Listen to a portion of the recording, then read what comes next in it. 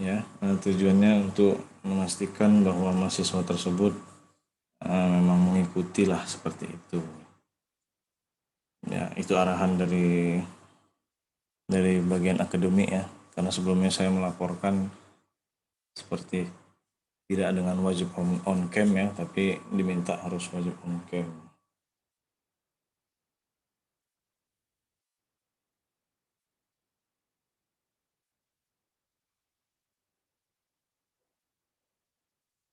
Ya, baik. Kemudian ya, semua udah on cam ya. Ya, kemudian jumlah mahasiswa di sini kalau dilihat di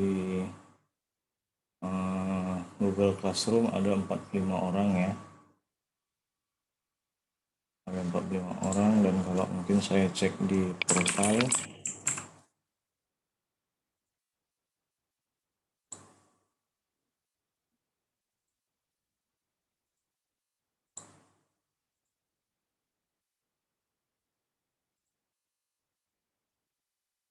di portal ada 46 orang ya.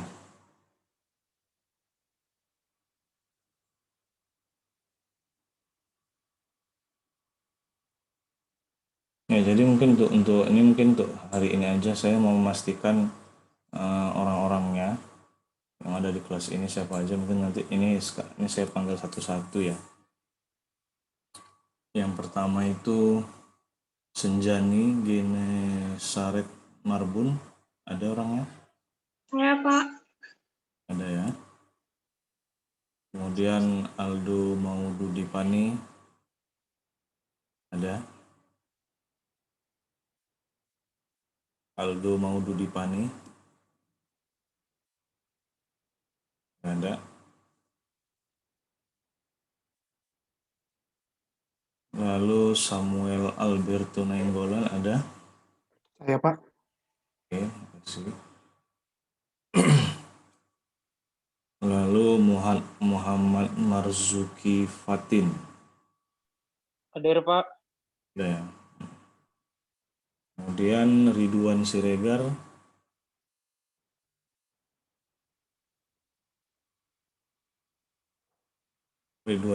ada? Ada ya. Kemudian Yohana Agnesia Siagian, Pak. ada? Saya, Pak. Kemudian Maitri Rajagugu, Hadir, Pak. ya. Lalu Yesi Desvera Purba, Hadir, Pak. kemudian Yori Mai Sita Simatupang, Hadir, Pak. lalu Ika Glory Hutagaul, Hadir, Pak. ya. Kemudian ya ini yang nama paling panjang ya, Gunawan Emmanuel Diego Taraja Simamora. Sorry. Hadir, Pak. Syukur hadirnya nggak sia-sia saya manggil namanya. Lalu Maudi Astri Widyasari, Hadir, Pak. Hadir. oke. Kemudian Diva Livia ada? Hadir, Nggak ada? Pak. Hadir, Pak. Ada? Ada.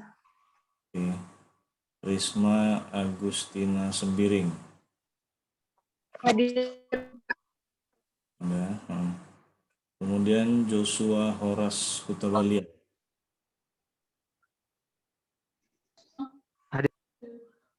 Hadir. ya ya.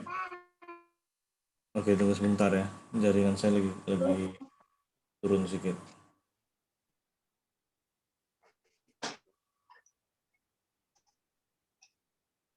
Dengar suara saya masih? Atau terputus-putus? Putus, Pak.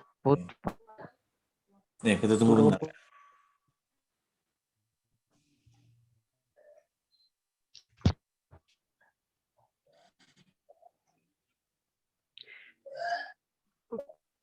Sekarang bagaimana? Udah bagus? Masih putus-putus, Pak. Masih juga ya? Masih putus-putus, Pak. Putus. Iya. Ini buat susah nih.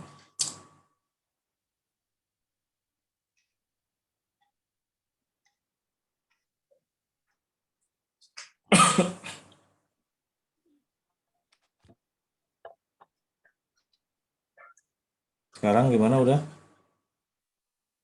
Masih putus? Sudah, Pak. Sudah, Udah. Pak. Udah, Pak. Oke, kemudian Heri Yohanes Manik ada?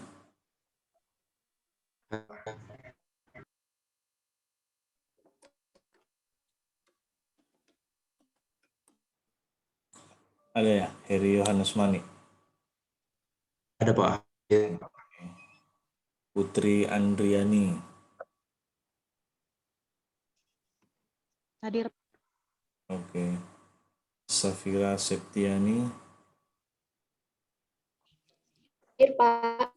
Ya. Dwi Utari Paramita. Ada ya? Hadir, Pak. Oke. Rizky Nabilah. Hadir, Pak.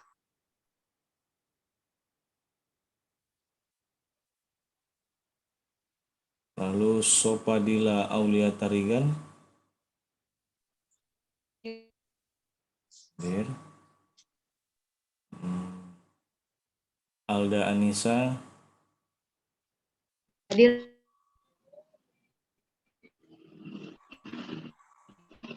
Ini Nur Rafika kok ada dua ini? Saya agak bingung yang mana nih. Oh. Saya pakai 2 aplikasi, Pak, karena takut nggak ada sinyal, Pak, yang satu lagi. Oke. Oke, saya tuh agak bingung kok ada dua mirip itu. Mungkin ada kembarannya kan gitu. Sampai mana tadi? Sampai Sopa ya? Alda Anissa. Hadir, Pak. Ya. Gifari Ramadan Rizky. Hadir. Gifari Ramadan Rizky ada? Hadir Pak. Oke. Sari Soraya Sianturi. Hadir, Pak. Oni Selsia Sinaga. Hadir, Pak.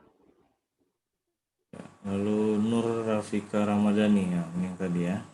Hadir, Pak. Mustika Dwi Lestari. Hadir.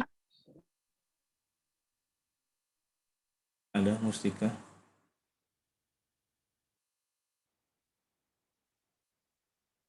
Ada nggak nih orangnya? Mustika Dwi Lestari. Hadir. Oh, ada ya. Saya. Halus sekali suaranya. Lalu Meifadia Akila Harfi. Hadir, Pak. Hadir ya. Ridani Fahlika Siregar. Hadir, Pak. Ya. Kemudian Dini Atika Nasution. Iya, hadir, Pak. Ya. Pioni Frisenita Ginting. Hadir, Pak. Ya, oke. Diusahakan on cam ya.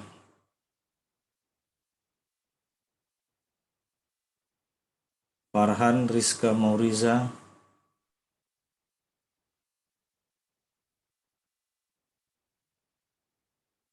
Farhan Rizka Mauriza ada? Enggak ada. Muhammad Fauzan. Hadir Pak. Oke. Amanda Eka Putri Harahap. Hadir, Pak. Tiurma Sari Harahap. Hadir, Pak. Maya Atika. Hadir, Pak. Kemudian Irma Lestari Mani. Hadir, Pak. Lalu Indah Prima Hidayati. Hadir, Pak. Ya. Muhammad Alfansah Putra Harahap. Hadir, Pak. Oke. Nindila Tersia Sebayang. Ada Nindila Tersia Sebayang? Oke.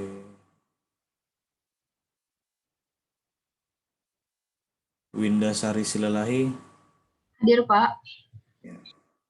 Selvia Brenda Siburian.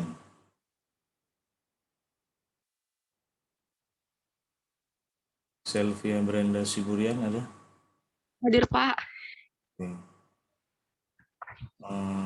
Reis Dwi Okta Bruce Biring. Hadir, Pak. Polil Gibran Rafis Hasibuan. Hadir, Pak. Oke.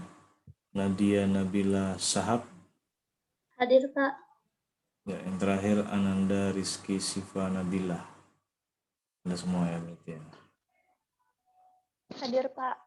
Oke, ya, dari semua 46 ada 4 yang nggak ada. Oke, mungkin itu untuk pertamanya aja ya.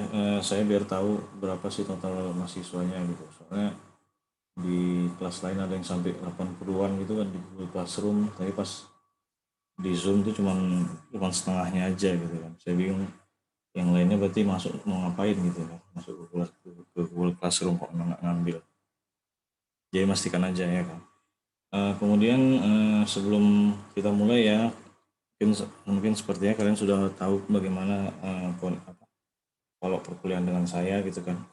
Saya minta satu siapa yang mungkin bisa jadi perwakilan kawan-kawannya gitu kan.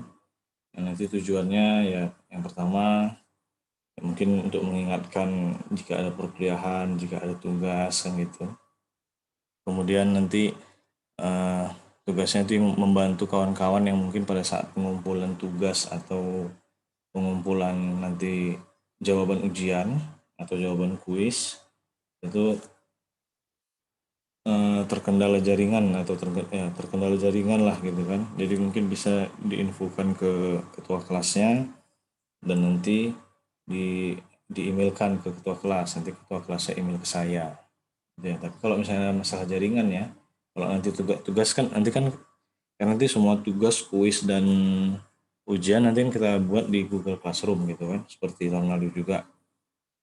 Cuma nanti ya, kalau bisa dari Google Classroom ya dikirim dari Google Classroom lebih bagus. Ya jangan, maksudnya saya jangan nanti karena ini semuanya nanti mengumpulkan ke ini ya ke ketua kelasnya gitu kan dari email ya, gitu ya. Mungkin agak lebih repot jadi. Jadi khusus untuk yang tidak bisa nanti masalah jaringan bisa minta tolong ke kawannya. Ya kira-kira siapa yang mau kok bisa yang orang Medan ya. Karena mungkin ya di Medan jaringannya mungkin masih apa gitu. Nggak gitu terkendala lah kita katakan kemungkinan besar. Ada yang mau? Saya bersedia, Pak. Nur Rafika ya. Iya, Pak. Ada simpan nomor saya nggak? Ada, Pak. Ada. Nanti di ini aja ya. Nanti WA ke saya aja ya mungkin. Baik, Pak. Jadi ketua kelas di kelas kita ini manajemen biaya ini Nur Rafika Ramadhani ya. Jadi nanti kalau ada kalian ada kendala pada saat mengumpulkan tugas ya, misalnya karena itu beberapa ya di semester lalu ya, terutama di semester yang lalu itu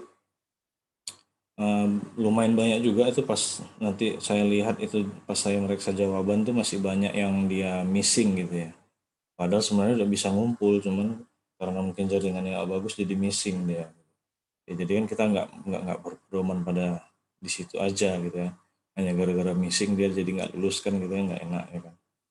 Jadi makanya nanti kalau yang ada jaringannya bermasalah, infokan ke ketua kelasnya, nanti ketua kelas info ke saya dan email kerjaannya gitu. Ya, kemudian seperti biasa juga tugas-tugas yang saya berikan itu hampir dengan sama dengan di semester lalu ya. Ya, karena ya kalau kita baca semua lah mata kuliah ini, keilmuan ini kan itu kita mempelajari dasarnya gitu kan. Tapi yang terpenting yaitu adalah bagaimana kita mempelajari perkembangannya lagi, terutama perkembangan di dalam beberapa tahun belakangan ini. Gitu. Jadi mungkin tugasnya mungkin kalian sudah tahu. Atau sini ada kira-kira yang belum pernah masuk sama saya? Yang baru hari ini baru semester ini kita jumpa. Ada, Pak. Oh, ya, saya ada juga. Ada, Pak. Ada, Pak. Ada, Pak. Ada, Pak. Ada, Pak. Ya, banyak ya. Jadi gini ya, di kuliah ini nanti tugasnya itu ada tugas individu dan ada tugas kelompok. Ya, jadi mungkin mulai dari sekarang sudah bisa ditentukan kawan-kawan kelompoknya siapa aja ya. Satu kelompok itu maksimal 5 orang ya. Minimal 4. Kalau misalnya kita 45 mungkin dapat ya 9 kelompok yang gitu. Dan tugas-tugasnya itu nanti akan saya beritahukan di pertemuan-pertemuan selanjutnya. Ya, tugasnya seperti apa gitu kan, apa butuh presentasi atau hanya sekedar ada tugas paper kah gitu kan. Ya itu nanti saya rencanakan dahulu kan gitu. Ya jadi mungkin bisa dibentuk dulu kelompoknya, kira-kira mana yang cocok untuk nanti diajak kerjasama gitu dalam mengerjakan tugas. Ya, kemudian mungkin kalau di masalah penilaiannya tetap ya, tapi khusus karena kita sekarang kuliah online ini, penilaian itu saya lebih besar ke tugas. Ya, jadi UTS dan UAS wajib harus ada gitu ya, tapi tugas itu lebih saya perhitungkan lagi ya, karena dengan adanya tugas itu akan memberikan keyakinan lagi kepada si dosen dan juga kepada akademik bahwa mahasiswa-mahasiswanya sudah memahami lah kan gitu ya. Jadi mudah-mudahan ya apa yang diinformasikan dari dosen kepada mahasiswa ya, walaupun mungkin hanya sedikit tapi adalah gitu kan masuk ke mahasiswanya. Tidak hanya sekedar menjalani perkuliahan aja selama 1 semester gitu ya, tapi mudah-mudahan ada sedikit manfaat yang bisa kalian atau mahasiswa ambil gitu. Oke, kemudian kita udah tadi mungkin masalah umum-umum di kelas kita. Sekarang kita lanjutkan ke perkuliahannya. Ya, jadi perkuliahan kita ini adalah manajemen biaya, yang mata kuliah kita ini manajemen biaya, di mana mata kuliah ini merupakan perkembangan dari gabungan beberapa keilmuan ya, atau dari bidang-bidang ilmu yang lain. Contohnya dari akuntansi manajemen, kemudian dari manajemen biaya, itu semua termasuk ya. Di manajemen biaya inilah dia digabungkan gitu kan. Ada masuk juga sistem informasinya juga di sini gitu. Jadi lalu manajemen strategik juga ada masuk di dalam manajemen biaya ini. Jadi dia banyak campuran gitu. Dan memang karena ini merupakan mata kuliah pengembangan atau kita bilang gabungan dari beberapa mata kuliah dasar. Jadi bagi perkembangannya ini yang wajib kita ikuti dan pelajari lah gitu. Jadi ya, dasar-dasarnya itu memang penting ya, tapi perkembangannya itu juga ya cukup menarik lah untuk kita ikuti. Jadi kita nggak ketinggalan zaman kan gitu. Ya, untuk mahasiswa yang belum semester lalu mungkin belum pernah masuk sama saya ya, perkenalkan nama saya Ibnu Austri Indonesia Azhar ya, nama panjang saya. Kemudian mata kuliah yang saya ajarkan kepada kalian ini adalah manajemen biaya. Buku yang kita pakai adalah buku manajemen biaya penekanan strategis, itu karangannya Blocher, Chen, Chokins, dan Lin. Ya, jadi dari buku inilah itu dia buku 1 edisi 3. Ya, mungkin penerbitnya itu Salemba 4. Itu covernya warna coklat sama warna kuning tua gitulah. Mungkin bisa dicari, saya bebaskan cari di mana aja, saya nggak ada kenalan orang percetakan atau orang penerbit, ya bebas mau cari di mana, gitu ya. Pinjam ke senior juga nggak apa-apa kan gitu ya. Karena ya memang seperti saya katakan di awal, buku ini kita mempelajari buku ini hanya untuk dasar-dasarnya saja kan gitu. Inilah menjadi dasar kita untuk mengembangkan nanti pada saat saya memberikan tugas. Ya, ini pertemuan kedua ya. Pertemuan pertama yang semalam mungkin tidak ada pertemuannya ya, hanya sekedar absensi saja. Ya, di perkuliahan ini kita hanya akan meninjau dan memberikan gambaran umum mengenai manajemen biaya dan strategi. Ya, kalau kita berbicara tentang manajemen biaya, itu erat kaitannya dengan namanya informasi. Ya. Tapi dapat kita lihat di sini dikatakan bahwa informasi dari manajemen biaya itu adalah informasi yang diperlukan oleh para manajer dalam mengelola perusahaan, baik itu perusahaan yang bermotif laba atau juga perusahaan yang non laba ya atau nirlaba, yaitu dengan tujuan agar dapat mengelola perusahaan itu secara efektif dan juga dapat memperoleh informasi mengenai biaya dan juga penghasilan serta informasi non keuangan ya. Jadi informasi yang atau dibutuhkan oleh seorang manajer atau dibutuhkan oleh perusahaan itu tidak hanya bersifat keuangan saja gitu ya. Kalau dulu mungkin hanya bersifat keuangan ya, dikatakan yang penting dapat informasi aja berapa harga bahan baku, berapa upah gitu kan, lalu kira-kira biaya pemasaran di tahun lalu berapa ya, mungkin itu informasi yang dibutuhkan. Tapi seiring dengan perkembangan zaman sekarang gitu kan, informasi itu tidak hanya berpanutan pada informasi keuangan saja, tapi juga ada informasi non keuangan, di mana informasi non keuangan yang relevan ya. Di sini dikatakan yang berkaitan dengan produktivitas, kualitas, dan faktor kunci sukses lainnya untuk meningkatkan kinerja perusahaan. Ya, jadi berbagai hal gitu kan, semua itu bisa dijadikan informasi asal dia berguna dan relevan untuk perusahaan. Ya mungkin contoh kayak seperti mungkin ya banyak informasi atau hal-hal yang terjadi di luar sana gitu kan, tapi tidak semua hal itu dapat kita terima menjadi informasi kan gitu. Yang dapat kita jadikan informasi itu adalah apa yang kita butuhkan gitu ya. Contoh mungkin kalau kita mau beli sebuah barang gitu kan, informasi yang kita butuhkan apa ya, mungkin yang pertama satu dari harga ya kan. Kemudian informasi itu informasi keuangannya. Kalau informasi non keuangannya apa? Mungkin kira-kira ya kalau kita mungkin membeli sebuah handphone, kita katakan, kita juga pasti melihat kualitas dari barang tersebut.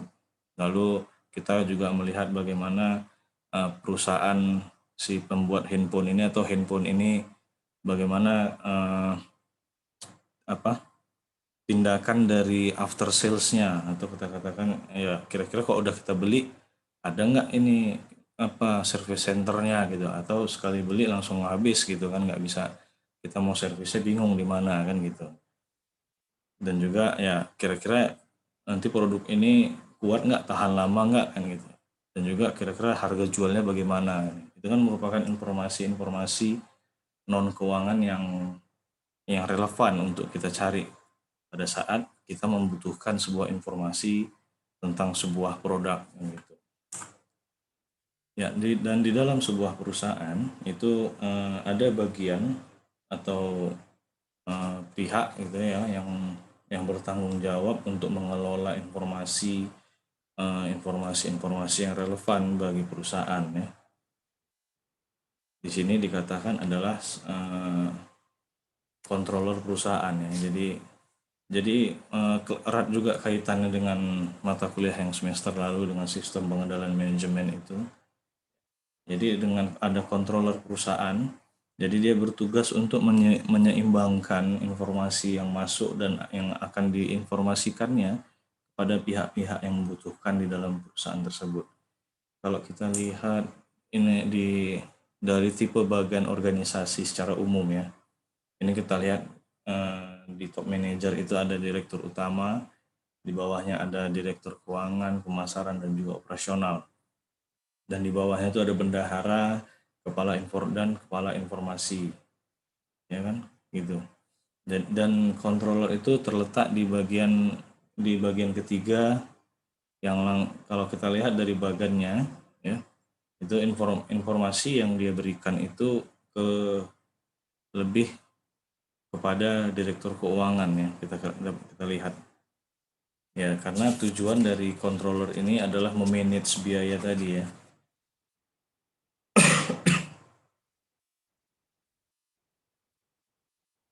Ya, jadi kalau kita lihat kalau misalnya controller ini tidak dapat menyeimbangkan informasi yang dia terima gitu kan ya, ya pastinya informasi yang diberikan kepada middle manager atau kepada tiap-tiap direktur di atasnya itu mungkin pasti akan kurang akurat ya.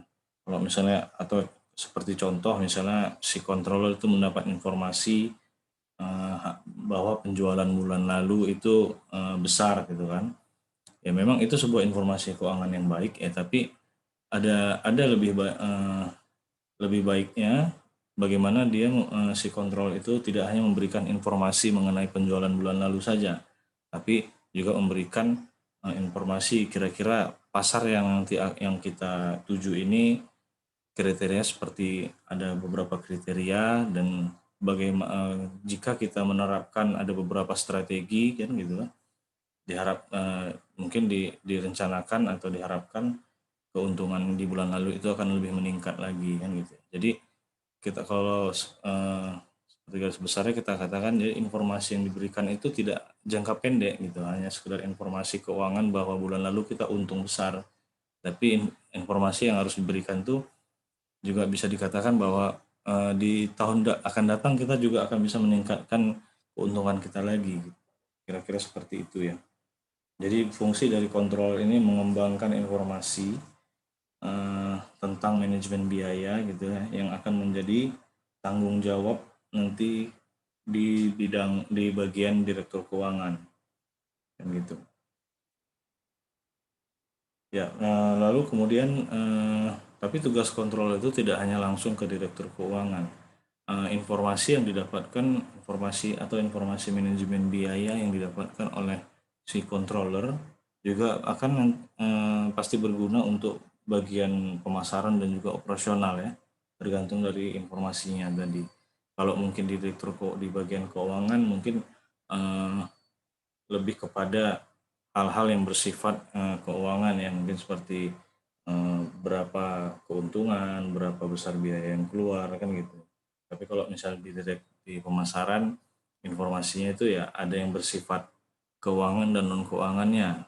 Contoh misalnya bersifat keuangannya itu mungkin memberikan pelaporan mengenai anggaran atau realisasi dari divisi pemasaran kan gitu.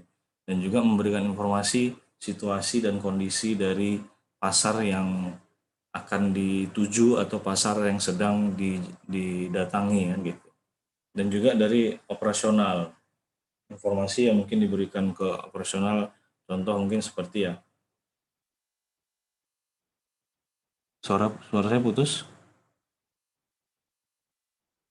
Iya Pak. Tunggu bentar lagi ya, lagi agak bagus.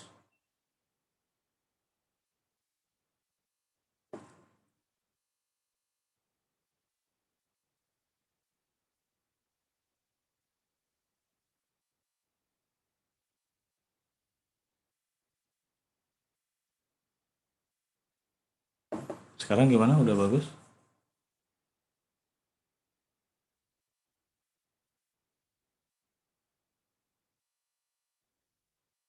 Udah bagus kira-kira sekarang? Udah nggak putus-putus lagi?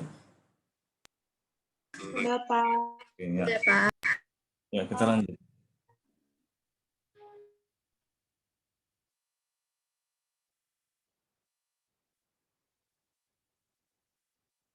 Ya, lalu fungsi dari controller tadi selain bertugas untuk memberikan informasi kepada bagian-bagian yang ada berada di atasnya, yang kalau kita lihat di bagian ini dari bertugas untuk memberikan informasi ke tiap-tiap direktur dengan berbagai macam jenis informasi yang diberikan gitu kan. Seorang controller ini juga bertugas kepada bagian-bagian yang uh, seperti bendaharawan dan juga bagian informasi ya. Ini dibuat kepala bagian informasi atau chief information officer kita katakan.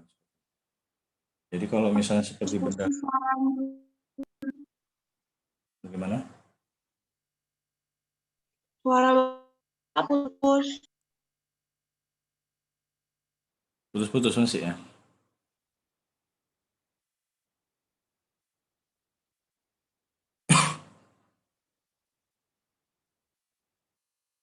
Tunggu bentar ya, tunggu bentar lagi.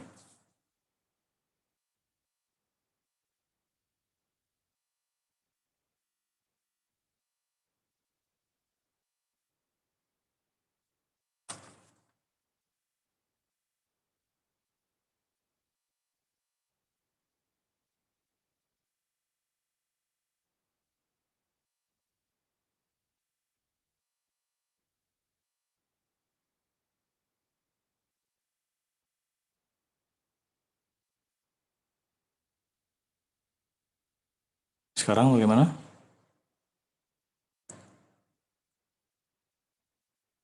Masih putus-putus, Pak.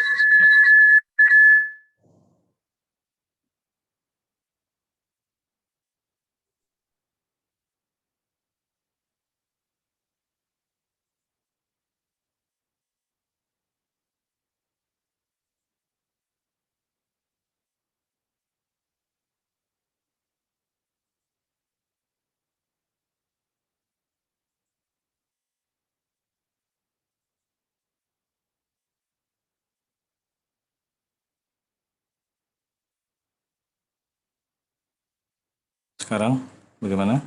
Udah agak bagus suaranya? Sudah, Pak. Kita lanjut lagi ya. Fungsi controller ke bendahara ya. Kita kalau kita contohkan fungsi tugas kontrol ke bendahara itu adalah di sini mengelola hubungan antara internal perusahaan atau si bendahara dengan para investor dan juga kreditur ya. Jadi bagaimana tugasnya ini menjaga hubungan baik gitu kan dan memberikan informasi yang penting kepada investor dan juga kreditur dan juga kepada kepala bagian informasi seperti bagaimana mengelola pemakaian informasi mengenai perkembangan teknologi dan juga masalah komunikasi ya. Jadi sebenarnya jadi tugas akuntan manajemen di bagian controller itu kita katakan cukup kompleks ya. Dia mencakup dari beberapa bidang ilmu yang nanti semuanya harus disaring dan dijadikan sebuah informasi baik keuangan maupun non keuangan ya gitu.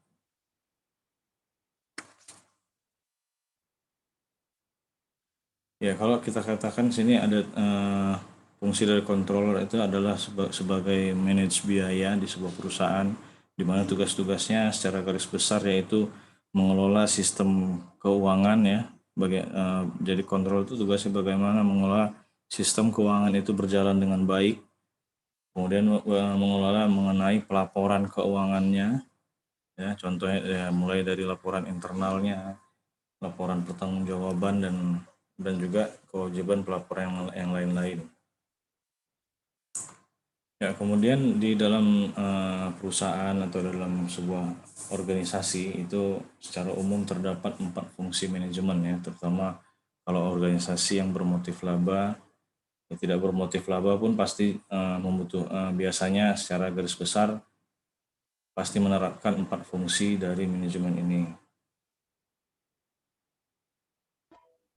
Ya, yang pertama mungkin dari strategi manajemen ya gitu ya, yang bertujuan untuk pengembangan dari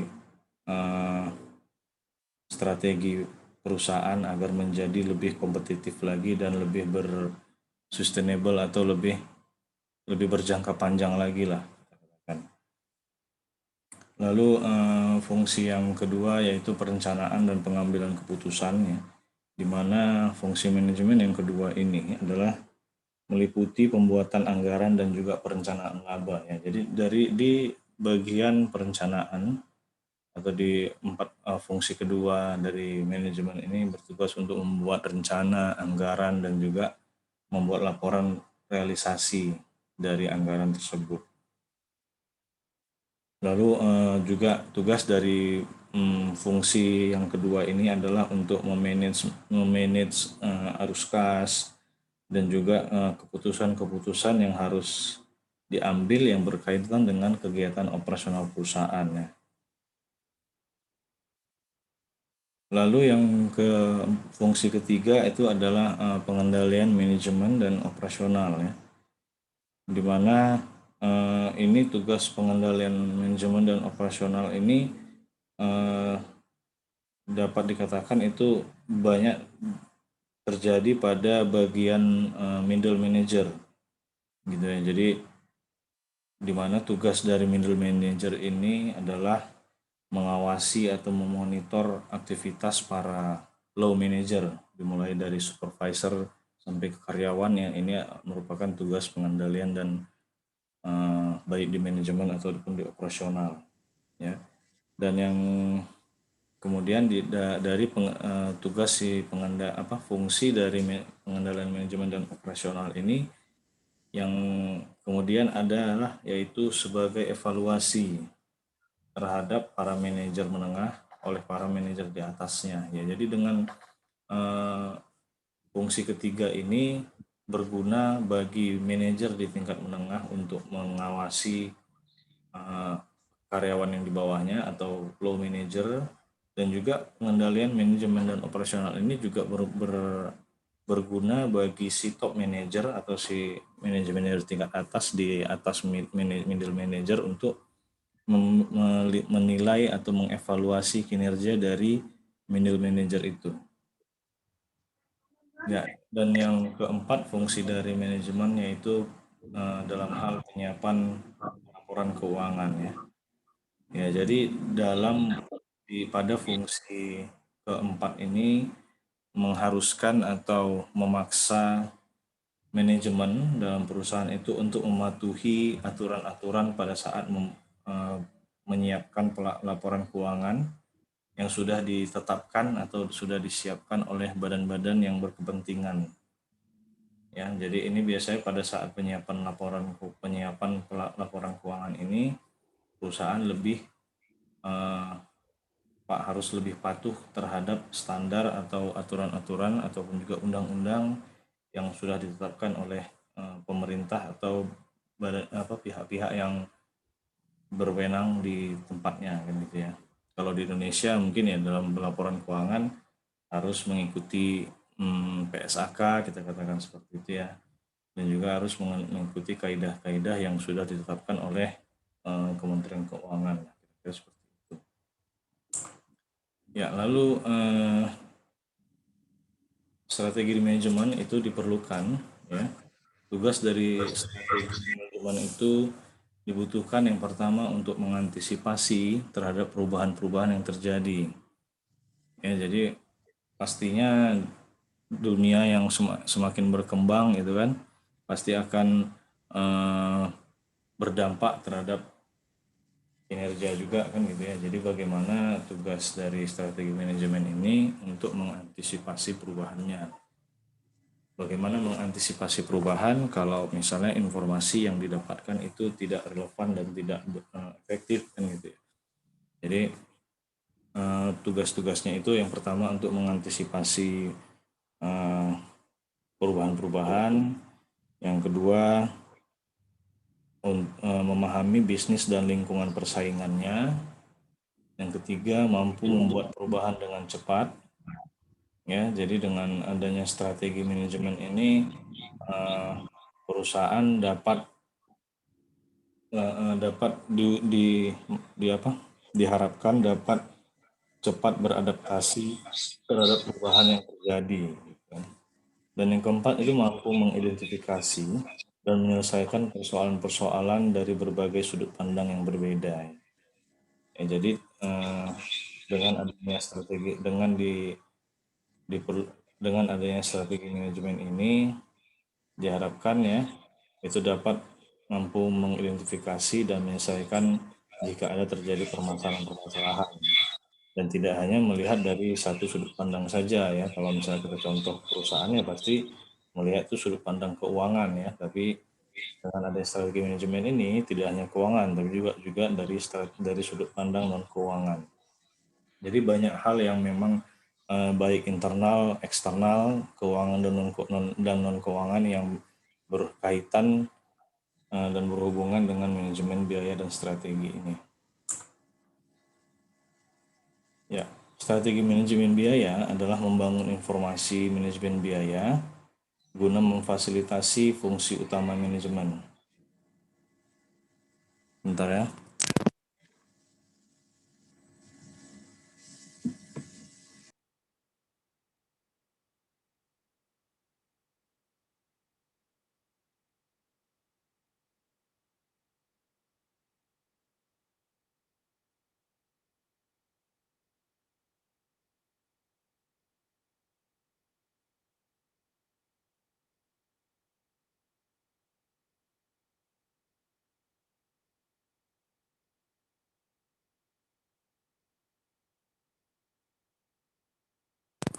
Oke, sorry, saya tinggal dulu tadi bentar. Ya, jadi dikatakan di slide ini strategi manajemen biaya adalah membangun informasi manajemen biaya guna memfasilitasi fungsi utama dari manajemen, yaitu strateginya. Jadi tujuan utama dari perusahaan itu adalah menjadi sebuah perusahaan yang kompetitif kan gitu ya, yang berdasarkan dengan visi dan misi. Kemudian dari visi dan misi yang telah ditetapkan, dari situlah nanti akan diatur strategi yang akan dijalani secara jangka pendek maupun jangka panjang oleh perusahaan. Ya, kemudian ya jika kita lihat secara garis besar ada 4 tipe dari organisasi yang ada di dunia ini. Yang pertama dari organisasi manufaktur gitu ya, atau perusahaan manufaktur, di mana kalau perusahaan manufaktur itu dalam aktivitasnya itu menggunakan bahan baku, tenaga kerja, dan fasilitas produksi atau alat-alat lainnya untuk menghasilkan sebuah produk. Ya, jadi dan kemudian hasil dari operasional atau hasil dari kerja atau hasil dari aktivitas di organisasi manufaktur ini yang akan nanti dijadikan sebuah produk yang akan dijual pada organisasi perdagangan ya, di mana organisasi yang tipe perusahaan dagang ini dia terbagi atas dua macam atau dua jenis, yaitu grosir atau penjual besar, dan juga yang kedua itu pengecer. Ya, lalu kemudian ada yang namanya perusahaan jasa ya. Ya, di mana di situ produk yang mereka jual tidak berbentuk barang tapi berbentuk jasa gitu ya. Tidak dapat dilihat ya, teman cuma dapat dirasakan kan gitu.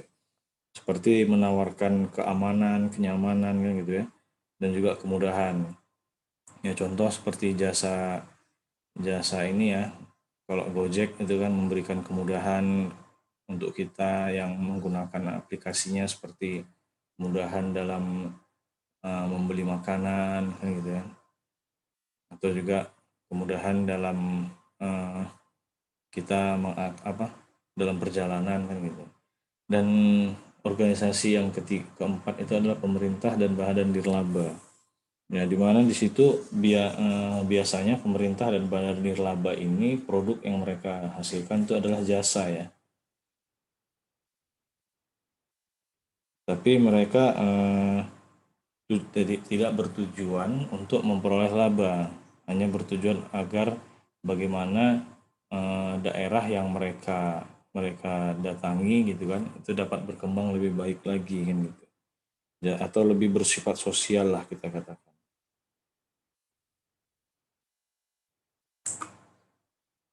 Oke, kemudian dalam lingkungan bisnis yang semakin berubah ini ada eh, ada enam poin enam poin dasar yang cukup menjadi perhatian di bidang manajemen biaya ini ya. Yang pertama itu adalah peningkatan persaingan global ya. Kalau kita lihat jadi ya, pada bagian peningkatan persaingan global ini jadi hal yang harus dilihat itu adalah pertumbuhan pasar dan juga perdagangan internasionalnya. Ya, bagaimana si perusahaan dapat bersaing tidak hanya di daerahnya saja atau mungkin di negaranya saja, tapi harus juga dapat bersaing di tingkat dunia atau yang lebih besar. Ya.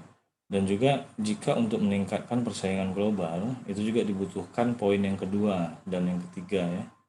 Ya semua ini pasti semuanya berhubungan. Yang pertama yang kedua itu adalah kemajuan dalam teknologi produksi. Ya, jadi bagaimana perusahaan itu dapat beradaptasi mengikuti perubahan yang terjadi. Ya, baik yang pertama mungkin dari kemajuan teknologi produksi ya, contoh seperti mungkin ada mesin-mesin yang dapat memproduksi sebuah barang itu lebih cepat atau lebih banyak lagi dengan jangka waktu yang lebih singkat kan gitu ya. Itu kan merupakan kemajuan ya. Jadi kalau misalnya perusahaan itu mungkin tidak mengikuti dari perkembangan lingkungan bisnis tadi ya, dapat dikatakan ya dia tidak akan menjadi kompetitif lagi kan gitu. Pasti nanti akan kalah dengan perusahaan-perusahaan yang mau mengikuti perkembangan atau perubahan dari lingkungan bisnis. Kemudian yang ketiga yang berhubungan satu lagi adalah kemajuan dalam teknologi informasi ya. Ya, kalau kita katakan kemajuan dalam teknologi produksi itu ditingkatkan, tapi kemajuan dalam teknologi informasi itu tidak, ya, itu dapat dikatakan dia tidak seimbang ya, karena kemajuan dalam teknologi produksi itu juga kita dapatkan informasinya dari kemajuan dari informasi itu sendiri.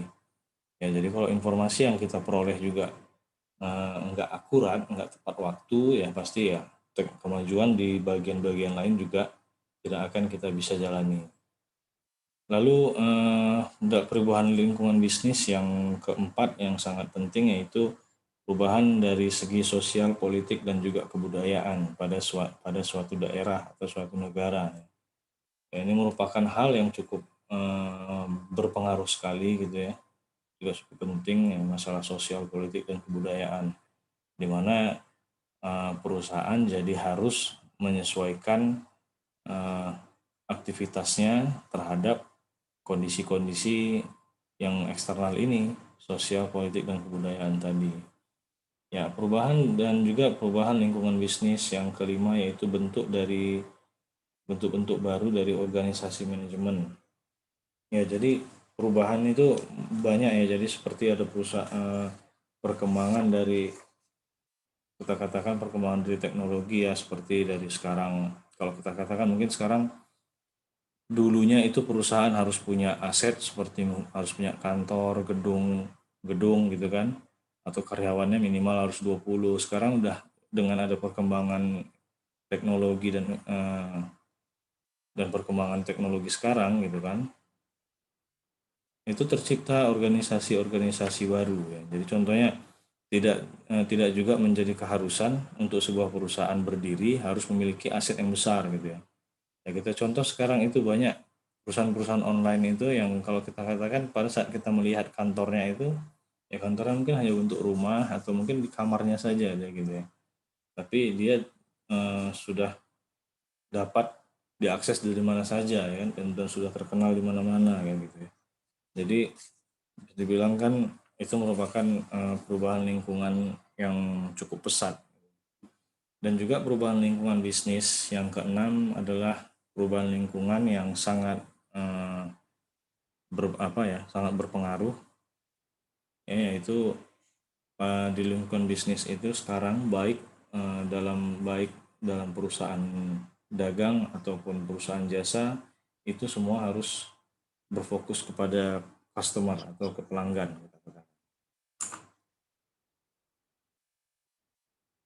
Ya, ini penjelasan dari 6 poin tadi. Dikatakan ya, sebuah bisnis dan organisasi sangat dipengaruhi oleh ketergantungan ekonomi yang tumbuh dengan cepat dan juga peningkatan persaingan dari negara-negara lainnya.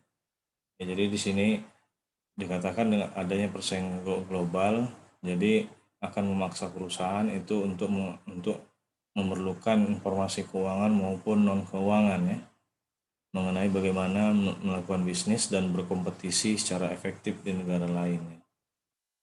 Jadi kemudian yang kedua, dari teknologi produksi gitu kan, bagaimana cara agar perusahaan tetap kompetitif dan tetap bersaing di di perubahan teknologi yang semakin tinggi ya. Itu ini dapat kita lihat dapat dengan mengadopsi teknologi produksi baru ya. Seperti saya contohkan tadi, dengan jika ada sebuah mesin baru yang dapat meningkatkan aktivitas perusahaan, itu bisa sampai 2 kali lipat atau 3 kali lipat ya. Kalau misalnya perusahaan tetap mau bersaing, mereka harus menggunakan itu. Dikatakan di sini banyak perusahaan yang mengadopsi metode-metode yang dipakai dalam produksi Jepang yang telah menghasilkan perbaikan yang berarti dalam biaya maupun kualitas. Ya kalau kita katakan ini jadi Jepang itu untuk masalah tingkat peningkatan kualitas produksi itu memang nomor 1 ya katakan. Jadi seperti kalau contoh Kaizen gitu. Kalau mungkin ada yang dengar dengan namanya istilah Kaizen, itu merupakan istilah Jepang yang katanya suatu kegiatan yang dilakukan berulang-ulang, tidak harus secara besar-besaran, tapi dimulai dari hal yang kecil dulu gitu kan. Kecil tapi selalu dilakukan, itu pasti akan membuat perbaikan yang lebih baik lagi. Kemudian peningkatan dalam teknologi informasi ya. Ya, teknologi informasi dikatakan di sini telah membantu perkembangan fokus dari strategi pada manajemen biaya, yaitu dengan pengurangan waktu yang diperlukan dalam memproses transaksi-transaksi ya. Jadi dengan adanya teknologi informasi ini, banyak waktu yang lebih dikurangi atau dihematkan gitu. Contoh, dengan ada teknologi informasi, perusahaan tidak perlu lagi membuat iklan pada saat membuat iklan di TV kan gitu ya. Karena kan dengan adanya teknologi informasi ini lebih orang-orang kan lebih gampang akses internet lah kita kayak kalau sekarang. Jadi kalau dulu mungkin perusahaan itu kalau mau mengenalkan barangnya harus dengan membuat iklan gitu kan, ya, yang biayanya itu lebih besar. Tapi ya kalau sekarang cukup dengan membuat di internet saja gitu kan, membuat website di internet yang di dalam websitenya itu berisi tentang spesifikasi produk yang dijual gitu kan, itu kan sudah menjadi bagian yang menghemat waktu, terutama menghemat waktu untuk di divisi pemasaran ya. Jadi dengan ada teknologi informasi itu, jadi tidak perlu ada bagian pemasaran yang nanti akan menjelaskan secara langsung kepada si calon pelanggan ya. Contoh mungkin kalau dulu untuk membeli handphone nanti ditawari, Pak ini keunggulannya ini gitu kan.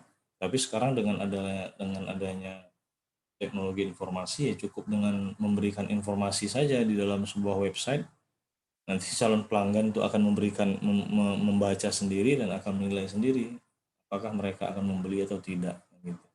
Jadi waktu itu akan lebih berkurang, sehingga kalau waktu dari satu kegiatan divisi itu berkurang, pasti biaya juga akan lebih, biaya itu akan lebih berkurang lagi gitu ya. Jadi dengan biaya yang mungkin yang lebih dapat dihemat, dapat dipastikan pendapatan itu akan menjadi lebih besar lagi. Kemudian yang memperluas akses masing-masing manajer terhadap informasi dalam perusahaan, industri, dan juga lingkungan bisnis di seluruh dunia. Ya, jadi dengan ada teknologi informasi ini kan gitu ya. Jadi manajer itu tidak hanya dapat mempelajari bagaimana lingkup organisasinya, tapi juga dapat mempelajari perubahan-perubahan lingkungan di lingkup organisasi yang lain. Ya, siapa tahu hal-hal yang dipelajari dari organisasi lain di perusahaan lain tadi gitu kan, di lingkungan bisnis lain dapat diterapkan atau dapat beberapa hal itu digunakan untuk meningkatkan untuk meningkatkan kinerja dari perusahaannya. Ya, yang kemudian sangat berfokus kepada pelanggan. Ya, jadi kalau bilang ini sangat dengan perkembangan sekarang gitu kan, baik maupun perusahaan dagang, manufaktur dan jasa itu pasti orientasinya adalah kepada pelanggan, yaitu dengan tujuan menghasilkan nilai bagi pelanggan atau customer dengan dan dapat merubah orientasi para manajer dari produksi murah dalam kuantitas ke kualitas pelayanan, pengiriman tepat waktu, dan kemampuan merespon fitur-fitur khusus yang diinginkan customer ya. Jadi kalau mungkin dulu prinsip dari sebuah prinsip ekonomi ya kita katakan, dengan modal sekecil-kecilnya akan mendapatkan keuntungan yang sebesar-besarnya ya. Tapi prinsip yang seperti itu sudah kuno dan tidak dapat berlaku lagi kita katakan di zaman sekarang. Ya, jadi yang prinsip yang sekarang itu adalah dengan modal tertentu akan menghasilkan pendapatan tertentu juga ya. Jadi dengan kita berfokus ke pelanggan ya, walaupun mungkin tingkat biaya yang kita keluarkan dari memproduksi barang yang berkualitas itu besar, tapi karena kita berfokus pada pelanggan, pelanggan itu akan menjadi royal kita katakan, atau loyal lah, akan menjadi fanatik kepada kita ya. Nah, mungkin kita ambil contoh mungkin yang sering digunakan sekarang itu handphone ya. Kalau kita lihat handphone yang dari Amerika, merek Apple gitu kan, merek Apple itu kan kita lihat harganya mungkin nggak pernah ada yang murah kan gitu.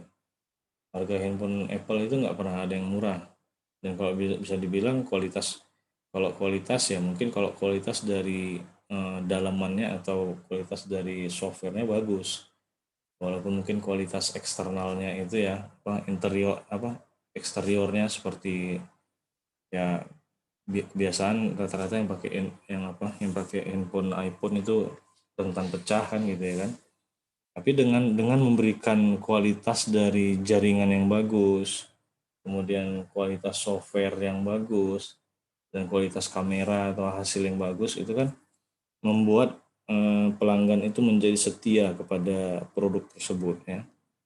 Ya, jadi biasanya tuh kalau rata-rata kalau yang sampai sekarang itu udah ada yang pakai iPhone 11 itu pasti dia juga udah pernah merasakan pakai iPhone 5, iPhone 4 kan gitu. Jadi kita katakan ada hal yang membuat si pelanggan itu menjadi setia kepada si produk, walaupun produk tersebut nggak kita bisa bilang harganya murah kan gitu. Lalu di poin kedua ini dikatakan laporan manajemen biaya juga berubah, di mana laporan manajemen biaya saat ini meliputi pola ukuran-ukuran spesifik dari preferensi customer dan juga kepuasan customer-nya. Jadi kalau misalnya kita katakan laporan keuangan, yaitu sudah baku ya, sudah diatur dalam PSAK gitu kan. Mungkin laporannya harus bersifat moneter atau keuangan ya. Sedangkan di laporan manajemen biaya ini yang dapat kita katakan laporan manajemen biaya ini kan laporan untuk pihak internal ya, atau pihak orang-orang yang terdapat dalam perusahaan ya. Ya, jadi laporannya itu tidak hanya sekedar mungkin laporan berapa penjualan yang terjual gitu kan, atau berapa eh, produk yang retur gitu. Tapi juga di situ ada mengenai laporan mengenai pandangan-pandangan gitu kan, atau mungkin survei dari pelanggan kan gitu. Itu kan mungkin makanya biasanya ada nanti kalau kita kayak di kantor-kantor ada kotak saran kan gitu ya. Itu salah satu cara untuk salah satu cara perusahaan untuk meningkatkan lagi kinerjanya kan gitu. Dan hal-hal tersebut kan bukan hal yang bersifat keuangan ya kan gitu. Karena kepuasan itu kan tidak dapat diukur dengan uang kan. Tapi itu menjadi sebuah informasi yang cukup penting yang harus dikelola oleh perusahaan. Ya, tadi lalu mengenai tipe organisasi ya sudah saya jelaskan tadi sebelumnya gitu ya. Dengan berkembangnya keadaan zaman sekarang gitu kan, jadi membuat tipe organisasi yang dulu harus dari atas sampai ke bawah kan gitu ya, harus dengan horizontal, tapi sekarang sudah tidak lagi, jadi bisa lebih fleksibel kan gitu. Jadi kerjasama dan koordinasi antar atas bawah dan kanan kiri dan juga semuanya itu di dalam sebuah perusahaan menjadi lebih gampang lagi kan gitu. Dan juga dikatakan bahwa praktek manajemen biaya juga berubah dengan memasukkan laporan yang berguna bagi tim manajer lintas fungsi.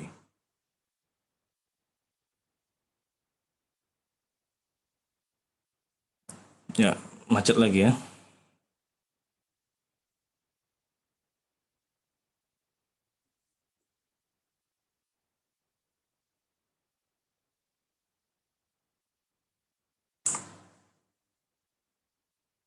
Halo, masih dengar?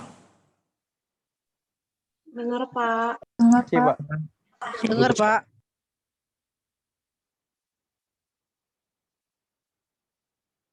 Ya, oke. Kemudian Masih Pak. ya, makasih. Kemudian yang Iya berikut, Pak, terputus-putus tapi. Dengar, Pak. ini udah putus-putus. Ini udah bagus? Udah, Pak. Udah, oke. Udah, Pak, udah.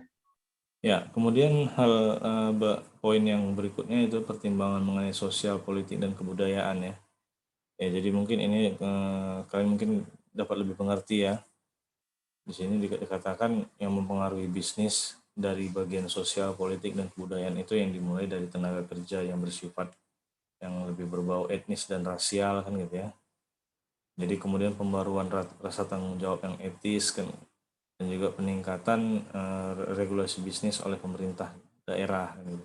Jadi ini hal-hal seperti ya yang harus hal-hal yang di luar perusahaan atau eksternal atau lingkungan yang di luar perusahaan, yang dimana perusahaan itu tidak dapat mempengaruhinya, tapi bagaimana dengan keadaan sosial, politik, dan kebudayaan ini perusahaan dapat beradaptasi dengan ketiga kondisi tersebut kan gitu. Jadi tujuan dari mempertimbangkan sosial, politik, dan kebudayaan ini bukan tujuannya untuk bagaimana perusahaan dapat mempengaruhi keadaan sosial, politik, dan kebudayaan di suatu daerah, enggak, tapi bagaimana cara perusahaan itu dapat beradaptasi terhadap kondisi sosial, politis, dan kebudayaan.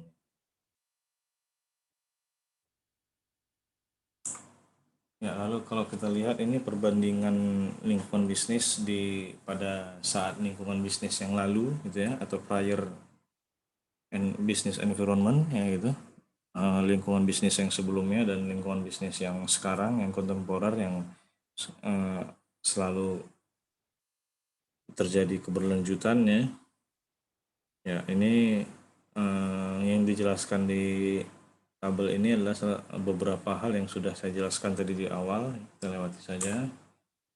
Ya, kemudian terdapat 4 tahap dalam membangun sistem manajemen biaya. Ya, apa-apa saja tahapannya itu ada dimulai pertama itu dari pencatatan atau dapat kita katakan adalah sistem pelaporan transaksi yang mendasarnya apa gitu ya. Jadi kalau misalnya agar sebuah manajemen atau controller manajemen itu baik, ya, sistem pencatatan transaksinya itu harus lebih mendasar dan lebih detail lagi. Kemudian yang kedua, fokus pada pelaporan keuangan eksternal, ya. Kenapa dikatakan fokus pada pelaporan keuangan eksternal? Ya, karena tujuan dari manajemen dengan berfokus kepada pelaporan keuangan eksternal yaitu agar situasi atau kondisi mengenai lingkungan tadi itu dapat disesuaikan, ya. Contoh mungkin dengan memberikan pelaporan keuangan eksternal yang sesuai dengan peraturan atau undang-undang yang berlaku di daerah tersebut, ya, akan membuat pemerintah daerah atau badan pemerintah seperti Departemen Keuangan itu atau kantor pajak itu dapat dengan gampang dan mudah untuk memahami kegiatan dari perusahaan. Itu kan dapat menjadi sebuah nilai tambah lagi bagi perusahaan. Kemudian tahap yang ketiga itu adalah penelusuran data operasi utama dan membangun informasi biaya yang lebih akurat dan relevan. Ya, jadi bagaimana manajemen biaya itu dapat memulai untuk menelusuri data operasional utama. Jadi data-data operasional utama itu ditelusuri dan juga dikembangkan hingga menjadi sebuah informasi biaya yang akurat untuk pengambilan keputusan oleh manajer. Dan yang keempat itu adalah mengintegrasikan secara strategis informasi manajemen biaya yang relevan, ya. Jadi tugas keempat itu adalah menghubungkan setiap informasi, ya, yang berguna tadi, ya, sehingga menjadi efektif dan efisien, ya. Jadi digabung hingga menjadi sebuah bagian dari sebuah sistem yang nanti akan dijalani oleh perusahaan.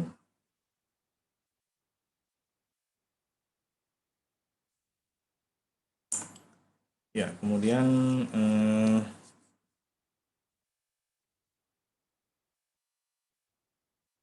pada saat seorang manajer itu menjalani kegiatannya sebagai seorang manajer, ya, dengan pastinya harus membutuhkan, kita katakan itu ada alat-alat atau teknik-teknik yang harus digunakannya dalam membuat sebuah manajemen perusahaan yang baik, ya, gitu, ya.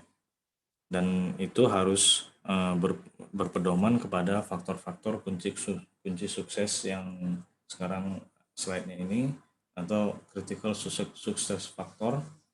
Ya, di sini dikatakan adalah ukuran-ukuran dari semua aspek kinerja perusahaan yang penting untuk mendapatkan keunggulan kompetitif dan merupakan kunci keberhasilan, ya. Ya, jadi dengan adanya faktor-faktor penentu kesuksesan ini, perusahaan akan dapat menilai sudah di tingkat manakah si perusahaan dan bagaimanakah dan bagaimana cara untuk meningkatkannya lagi, bagaimana cara untuk dapat bersaing, kan gitu. Banyak dari faktor-faktor itu yang bersifat keuangan, tetapi banyak juga yang bersifat non-keuangan, ya. Dan critical success factor untuk perusahaan tertentu tergantung pada sifat dari persaingan yang dihadapinya, ya. Jadi teknik-teknik yang nanti digunakan seorang manajer biaya, gitu kan, seorang yang akuntan manajemen, itu tekniknya dia harus banyak teknik yang harus digunakannya, yang nanti di mana teknik-teknik tersebut itu harus beradaptasi dengan situasi dan kondisi yang akan dihadapinya. Ya, yang pertama itu adalah dengan benchmarking atau tolak ukur benchmark, ya. Ya, di sini dikatakan kalau benchmarking itu adalah proses di mana perusahaan mencari kriteria critical sukses faktornya tadi, ya, dengan mengidentifikasi, kan gitu, mempelajari praktek-praktek atau kegiatan-kegiatan terbaik, gitu kan. Jadi dari aktivitas-aktivitas yang telah dilakukan sebelumnya mana tuh yang terbaik, kan gitu, yang harus dilakukan oleh perusahaan selanjutnya, dan juga mungkin apa sih kira-kira kegiatan-kegiatan di perusahaan lain yang mungkin dapat kita terapkan dan meningkatkan kinerja kita lagi, kan gitu. Jadi benchmarking gitu, tolak ukur. Jadi dalam benchmarking ini yang pertama itu mengidentifikasi dulu critical sukses faktor penentu sukses. Lalu setelah diidentifikasi, kemudian dipelajari praktek terbaik dari perusahaan lain, ya itu kenapa namanya benchmark. Jadi kita menilai perusahaan lain gitu kan, dan nanti dengan tujuan untuk dapat kita terapkan di perusahaan kita. Yang ketiga, mengimplementasikan perbaikan-perbaikan dalam proses perusahaan untuk menandingi atau melampaui kinerja dari para kompetitor tersebut. Ya, jadi memang tujuannya ya untuk bagaimana tujuan dari kita menilai perusahaan lain gitu kan, praktek terbaik yang dilakukan oleh perusahaan lain ya untuk dapat menyainginya lagi kan gitu. Bukan tidak hanya dapat untuk menyamakan, tapi harus dapat menyainginya atau menandinginya. Ya, kemudian teknik yang kedua itu adalah Total Quality Management atau TQM, ya, atau manajemen kualitas terpadu ya gitu. Ya, di mana teknik ini mengembangkan kebijakan dan juga praktek-praktek untuk meyakinkan bahwa output dari perusahaan itu outputnya antara ya produk ataupun juga jasa itu dapat melampaui ekspektasi dari pelanggan gitu. Jadi yang pertama kita lakukan penentuan tolak ukur dulu gitu kan. Jadi setelah kita tentukan tolak ukurnya, dapat informasinya, lalu kita akan membuat rencana apakah kita perlu merubah rencana, tetap pada rencana atau kita ini mengganti rencana kan gitu ya. Jadi jika dilihat di sini adalah plan, do, check, dan act gitu ya kan. Direncanakan, dilakukan, dievaluasi, dicek gitu kan. Kalau lebih baik ditingkatkan lagi, kalau tidak mungkin akan diperbaiki gitu kan. Lalu di act, lalu akan dilaksanakan gitu ya. Ya, dimana kalau kita lihat di sini ya total quality management itu dapat kita lihat central focus is serving customer ya. Jadi tujuan utama dari fokus perusahaan itu adalah bagaimana memberikan pelayanan kepada pelanggan. Jadi dengan teknik total quality management ini tujuannya untuk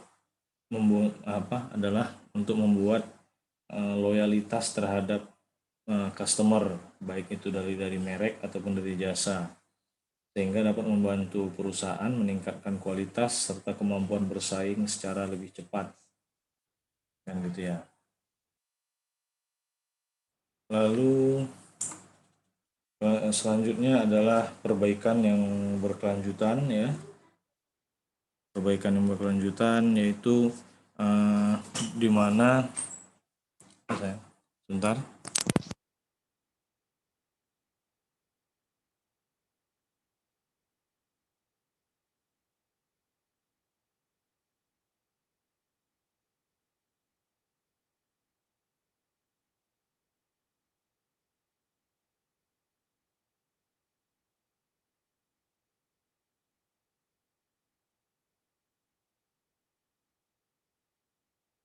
Ada turun ya.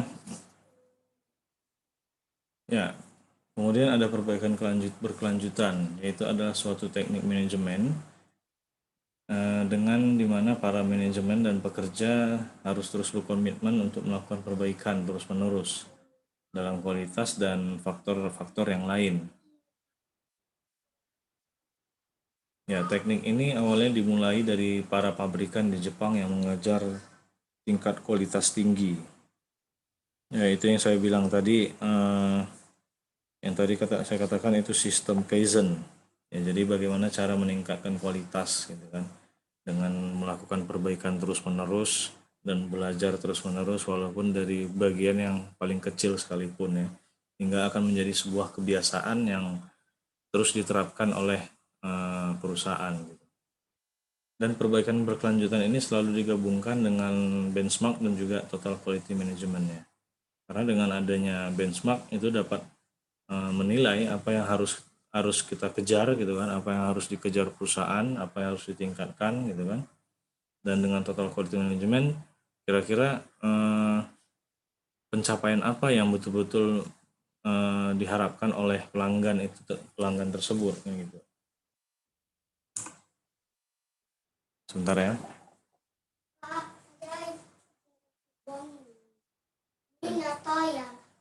Bentar ya.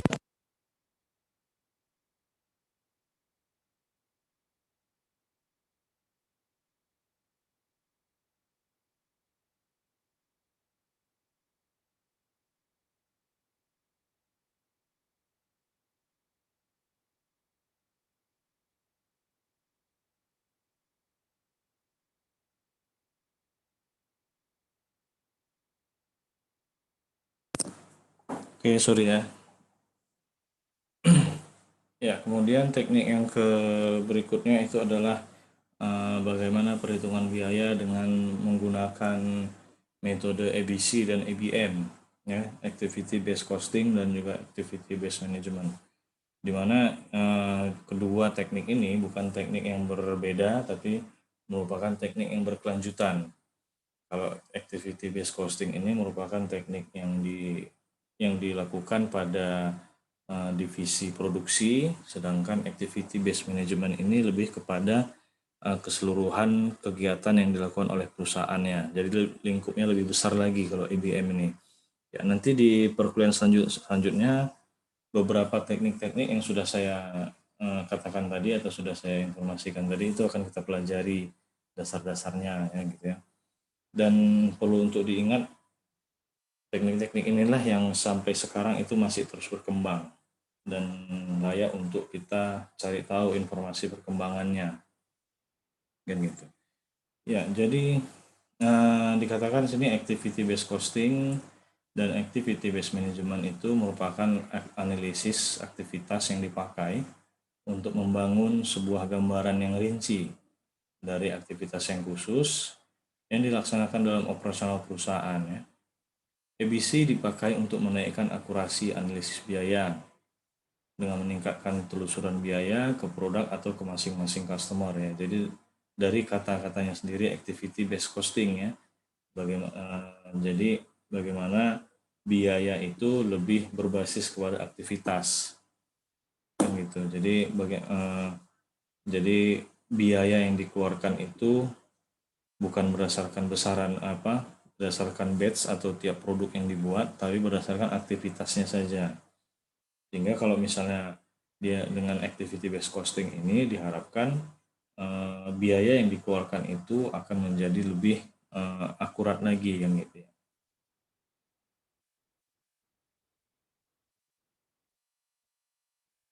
Ya, sedangkan untuk IBM atau Activity Based Management itu memakai analisis aktivitas untuk menaikkan kontrol operasi dan juga manajemen ya. Jadi di IBM itu dia tidak hanya menganalisis aktivitas dari segi untuk operasional saja, dari segi bagaimana menelusuri biaya-biaya yang dikeluarkan untuk produk saja, tapi juga menelusuri bagaimana biaya yang dikeluarkan oleh divisi manajemen itu lebih baik lagi atau lebih hemat lagi lah gitu.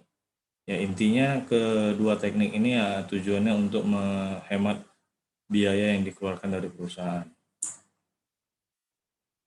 Ya. Sebagai tambahan, sini dikatakan juga ABC adalah metode pembiayaan produk yang berguna dalam industri-industri di mana overhead itu relatif lebih tinggi dari biaya-biaya yang lain ya. Jadi di sini tujuan utama dari activity based costing itu adalah bagaimana cara membuat overhead itu biaya yang dikeluarkan untuk bagian overhead itu lebih bisa dapat direndahkan lagi kan gitu ya. Karena kalau dari segi bahan baku ataupun mungkin dari labornya atau dari karyawannya itu kan sudah ada satuan-satuan biayanya kan gitu ya. Jadi di ABC ini bagaimana cara mengatur overhead itu dapat menjadi lebih rendah lagi. ABC membebankan biaya-biaya berdasarkan berbagai aktivitas dengan dasar alokasi, di mana metode pembiayaan tradisional biasanya membebankan biaya berdasarkan satu atau dua alokasi berdasarkan volume ya. Jadi kalau mungkin dulu di sini istilahnya ya lawan dari ABC ini adalah pembiayaan tradisional ya. Ya di mana katanya itu pembiayaan tradisional itu perhitungan biayanya itu berdasarkan volume. Ya, jadi besaran biayanya saja yang dihitung ya gitu kan. Sedangkan besaran biaya tersebut mungkin masih dapat dianalisis menjadi bagian-bagian biaya yang mungkin nanti ada yang bernilai, ada juga yang tidak gitu. Jadi itu merupakan tugas dari activity based costing. Nanti di pertemuan selanjutnya akan lebih kita bahas lebih dalam lagi mengenai dua teknik ini. Ya, kemudian teknik yang berikutnya adalah re-engineering atau rekayasa ulang. Dikatakan bahwa suatu proses bisnis yang digambarkan dengan rinci ya, dengan tiap tahap dalam proses bisnis itu harus dijustifikasi. Ya, digabungkan dan nilai ulang lagi. Kemudian proses-proses itu didesain kembali yang meliputi tahapan-tahapan yang menjadi produk lebih bernilai ya. Jadi tujuan dari rekayasa ulang ini adalah bagaimana meningkatkan proses dari kegiatan untuk suatu produksi itu menjadi lebih bernilai lagi kan gitu ya. Di mana situ pasti ada namanya perbaikan-perbaikan ya. Dengan hasil-hasil yang diharapkan itu proses menjadi lebih simpel, kemudian proses diselesaikan dengan lebih cepat. Yang ketiga, biaya jadi lebih turun ya. Ini biasanya memang biaya ini memang bergaris lurus deh dengan proses yang menjadi simpel ya. Jadi kalau proses lebih simpel, lebih cepat ya pasti biaya pasti akan menjadi lebih turun lagi. Dan kesempatan berbuat ada produk-produk atau jasa atau produk yang salah buat itu menjadi lebih menurun lagi dengan adanya re-engineering tadi. Karena kan dengan re-engineering di rekayasa ulang kan nanti akan kelihatan nih mana produk-produk atau mana kegiatan produksi yang dapat merusak suatu produk atau jasanya kan gitu ya. Hingga kalau dapat diidentifikasi nanti kedepannya pasti akan dihilangkan atau diperbaiki. Ya, kemudian teknik kedua adalah theory of constraint atau teori kendala, yaitu teknik strategi untuk membantu perusahaan secara efektif agar dapat menaikkan tingkat pengkonversian bahan baku menjadi produk jadi ya. Ya, jadi teknik ini lebih kepada bahan baku. Kalau yang activity based costing dan activity based management tadi, dia lebih kepada overhead.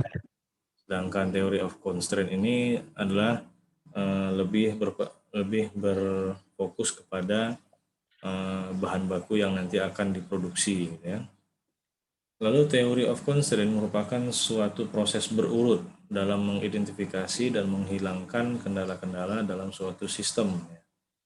Ya, contoh mungkin pada saat memperoleh bahan baku banyak mungkin seperti kegiatan pengeluaran biaya yang mungkin tidak perlu ya, seperti mungkin ada pungli-pungli gitu kan. Itu kan merupakan sebuah biaya yang tidak dapat bisa kita bilang biaya yang tidak dapat diukur dengan baik gitu kan. Tapi dari teori constraint ini akan dapat dinilai bagaimana kira-kira meminimalisir biaya-biaya yang tidak dapat dikendalikan tadi. Ya, kemudian teknik yang berikutnya adalah mass customization atau kostumasi massal, di mana teknik ini adalah merupakan sebuah proses manajemen dalam memperbaiki proses pemasaran dan produksi yang didesain untuk menangani peningkatan variasi produksi sebagai akibat dari penyediaan produk dan jasa yang disesuaikan. Ya, jadi seperti ini ya. Ini aja jilbabnya, bajunya hitam, yang ada besinya itu, sampingnya itu ada kancingnya, kan ada. Jilbabnya nggak buat, nggak ada taruh-taruh. Oh, apa abu-abu itu? Siapa itu? Oh, saya kan nggak terang.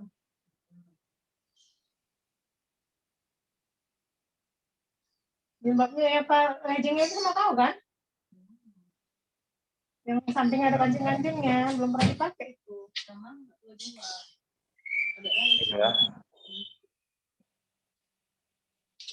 Jangan cerita hal pribadi ya. Ini saya dengar udah cerita legging nih. Nanti cerita sempak pula saya takutnya. Halo Indah, di mute tolong. Ya, oke, makasih Indah. Ya, jadi dengan adanya kostumasi massal ini diharapkan ya, karena eh, proses pemasaran dan juga produksi itu nanti akan dirancang dengan informasi atau informasi-informasi yang dapat meningkatkan kinerja dari pemasaran dan juga produksi tersebut ya. Jadi dari informasi yang didapat itu akan nanti dilakukan perbaikan ke proses pemasaran dan juga produksi. Itu kenapa dikatakan namanya kostumasi massal. Jadi dari informasi tersebut akan dapat merubah atau mengcustom suatu produk atau jasa tersebut untuk menjadi lebih baik lagi. Ya, kemudian teknik berikutnya adalah just in time ya. Ya, just in time ini lebih kepada bahan baku, terutama bahan baku yang disimpan atau kepada persediaannya. Ya, jadi katakan di sini adalah sebuah sistem produksi yang komplit dan manajemen persediaan yang hanya membeli atau memproduksi bahan-bahan dan komponen pada saat diperlukan saja. Ya, jadi kapan produksi akan dibuat, disitulah nanti barang akan dibeli kan gitu. Jadi tidak ada yang namanya bahan baku yang nanti akan busuk atau afkir gitu ya, atau tidak dapat digunakan lagi karena sudah kadaluarsa gitu kan. Jadi dengan adanya sistem just in time ini akan lebih menghemat biaya-biaya yang nanti terbuang percuma kan gitu. Just in time ini diterapkan pada masing-masing tahapan proses produksi.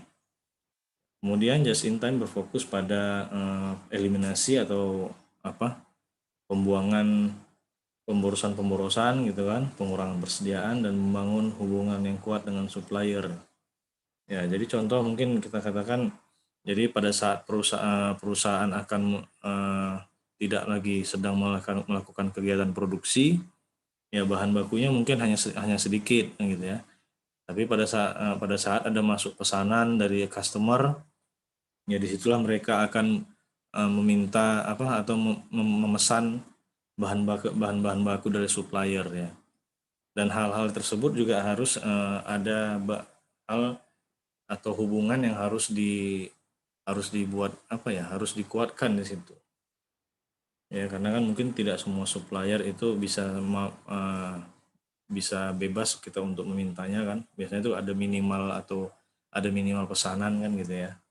Jadi ya di sistem just in time ini nanti akan dipelajari bagaimana cara memanage agar barang-barang yang dijadikan bahan baku itu lebih berguna secara lebih efektif dan efisien lagi. Ya, sistem just in time menyoroti masalah-masalah yang sedang dihadapi seperti rugi akibat macetnya produk dan supplier yang tidak dapat diandalkan ya. Itu seperti saya bilang tadi ya. Ya, ini kan nanti ada kita membahas tentang Kanban atau seperti kartu kontrol kita katakan. Nanti akan kita bahas lagi di pertemuan berikutnya. Ya, kemudian mengenai perkembangan teknologi ya, ini katakan computer aided design dan computer aided manufacturing gitu. Jadi dikatakan bahwa desain yang dibantu oleh komputer atau computer aided design ini adalah pemakaian komputer dalam membangun produk, analisis dan modifikasi desain guna meningkatkan kualitas dan kinerja dari produk. Kemudian produk dibantu oleh komputer atau computer aided manufacturing adalah pemakaian komputer untuk merencanakan, mengimplementasikan, dan mengontrol produksi ya. Jadi maksudnya dengan sistem komputer ini jadi lebih hampir dapat kita katakan bisa menjadi otomatis lah. Ya, jadi dapat lebih gampang, lebih tepat waktu lagi, tidak memakan banyak biaya gitu kan pada saat mendesain dan juga memproduksinya jika sudah menerapkan dengan sistem komputer tadi kan gitu. Hingga pada saat perusahaan menerapkan dua teknik ini, yang dibutuhkan adalah sumber daya manusia yang berkualitas, yang berkompeten, yang dapat menggunakan dan mengendalikan kedua teknik ini tadi gitu kan. Jadi dengan ada perkembangan teknologi ini memaksa kita sebagai sumber daya manusia itu untuk meningkatkan kualitas dan juga kualitas ya baik dari segi internal maupun eksternal kita lah gitu kan. Ya, kemudian ada teknik yang berikutnya adalah automation atau otomatisasi.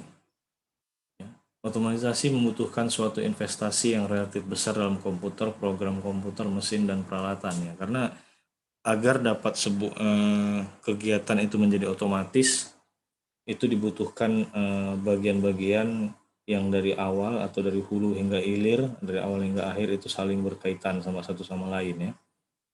Di sini dikatakannya mulai dari peralatan, dari mesin, dari program sampai ke alat untuk apanya itu harus lebih bagus lagi kan gitu.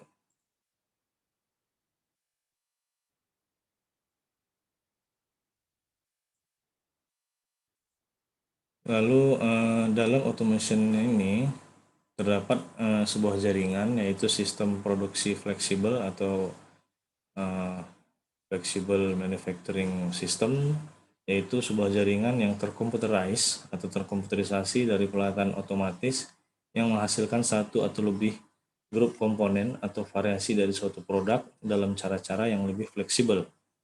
Ya, jadi dengan adanya automation ini, kegiatan-kegiatan perusahaan itu jadi dapat menjadi lebih gampang lagi. Ya, contoh mungkin kalau automation pada saat kita menggunakan ya contoh kecil pada saat kita menggunakan sebuah sistem akuntansi. Contoh mungkin Mayop atau Accurate ya. Mungkin mahasiswa-mahasiswa ini ada yang mungkin pernah coba pakai itu gitu kan di pekerjaan ya. Dapat kita lihat kan di situ kita hanya perlu menginput saja ya, memasukkan nilainya dan kita klasifikasikan biaya tersebut masuk kemana, dan nanti pada akhirnya dia dapat kita buat menjadi buku besar, dapat menjadi sebuah laporan keuangan kan gitu ya. Jadi otomatis nggak perlu kita susun-susun lagi ya. Itu salah satu contoh dari otomatisasi ya. Dan kalau kita lihat kita hubungkan lagi dengan contoh sistem akuntansi tadi ya, untuk menjadikan sebuah agar sistem tersebut dapat berjalan dengan baik kan harus dibutuhkan banyak itu kan sarana dan prasarananya. Ya, contohnya dari komputernya, kemudian dari sistemnya juga harus baik kan gitu. Mungkin dari segi kualitas proses datanya juga harus baik kan gitu ya. Ya jadi untuk otomatis ini juga nggak gampangnya memang tujuannya untuk gampang digunakan, tapi dengan menggunakan biaya yang lebih besar lagi gitu. Investasi yang lebih jangka panjang lah. Kemudian ada yang kedua namanya CIM atau Computerized Integrated Manufacturing, yaitu sistem produksi yang secara keseluruhan mengintegrasikan semua fungsi kantor dan pabrik dalam suatu perusahaan melalui suatu jaringan informasi komputer yang memungkinkan pengelolaan produksi dari jam ke jam ya. Ya jadi ini dia lebih canggih lagi. Jadi ya otomatisasi yang kedua ini teknik-teknik yang kedua ini merupakan dia sudah dapat menghandle seluruh kegiatan perusahaan gitu ya, mulai dari kegiatan pemasaran, penjualan gitu kan, pembuatan produk itu sudah dapat dikendalikan mungkin dari satu user saja gitu kan, atau dari satu arahan saja. Ya ini teknik yang nanti akan kita pelajari lagi. Kemudian ada lagi nggak ya? Ya ada namanya target costing ya. Dan di automation ada namanya target costing. atau namanya pembiayaan target, yaitu menentukan biaya yang diharapkan untuk suatu produk berdasarkan harga yang kompetitif. Ya, jadi sehingga produk tersebut akan memperoleh laba yang diharapkan ya. Jadi di sini ditetapkan kebutuhan biayanya atas produk tadi gitu kan. Jadi kalau misalnya sehingga dapat kita lihat rumus dari biaya target itu adalah harga pasar yang ditentukan dikurangi dengan laba yang diinginkan gitu kan. Sehingga itulah yang menjadi namanya biaya target.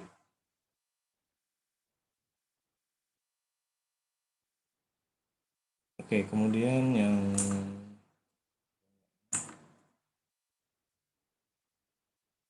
kemudian yang selanjutnya itu ya kita lihat ini tingkatan dari target costing tersebut. Yang pertama adalah mengidentifikasi kesempatan dari produk, yang kemudian setelah kita identifikasi kira-kira produk itu dapat bersaing apa tidak gitu kan dari segi biaya maupun pemasarannya, lalu ditetapkanlah harga yang membuat produk tersebut menjadi kompetitif ya gitu ya.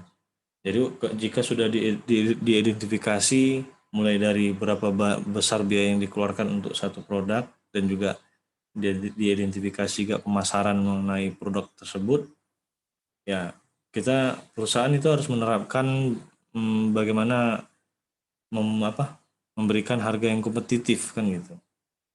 Ya, harga yang kompetitif ini juga dilihat dari pasar yang akan kita masuki ya. Contoh mungkin kalau pasar yang kita masuki itu menengah ke bawah atau menengah ke atas, ya itu kompetitifnya kan tujuan itu atau dasar dari pemikiran kompetitifnya itu kan berbeda-beda ya.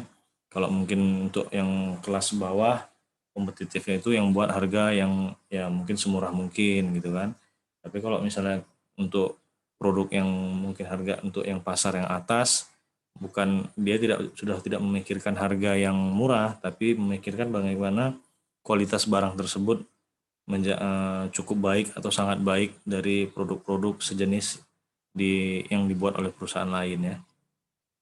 Ya kalau kita ambil contoh mungkin dari ini ya, dari seperti produk yang sering kita lihat lah ya, kalau mobil gitu kan kita katakan, ya banyak itu produsen-produsen mobil yang mempunyai arah pasar yang berbeda-beda. Contoh seperti Avanza, Toyota dan Daihatsu, yang mereka itu target pasar mereka adalah target pasar orang-orang menengah ke bawah kan gitu ya. Makanya mereka ada mobil murah gitu kan. Ada Avanza, ada Agia, Ayla gitu kan, dan mereka juga berkolaborasi untuk membuat produk tersebut gitu.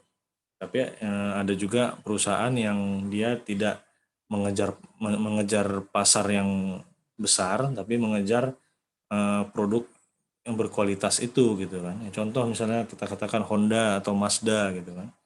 Kan ini dua-duanya juga produk dari Jepang gitu kan. Maksudnya perusahaan-perusahaan dari Jepang nih, keempat-empat yang tadi saya katakan. Daihatsu, Toyota, Honda, dan Mazda gitu kan.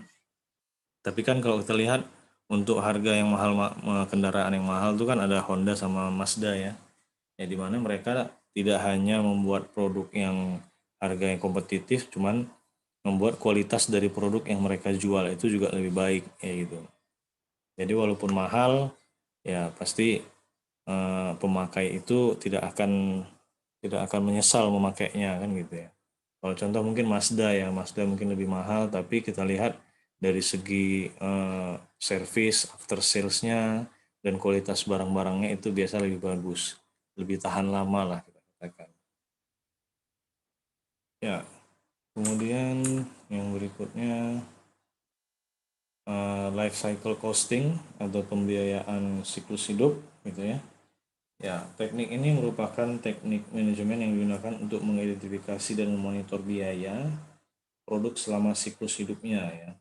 Jadi dilihat ini dalam life cycle ini dimulai dari 5 tahapan ini ya. Dimulai dari riset, desain, produksi, pemasaran sampai dengan ke penjualannya. Jadi dilihatlah biaya-biaya yang sudah dikeluarkan itu mana yang kira-kira bisa diperkecil lagi atau mungkin bisa dihematkan lagi atau tidak.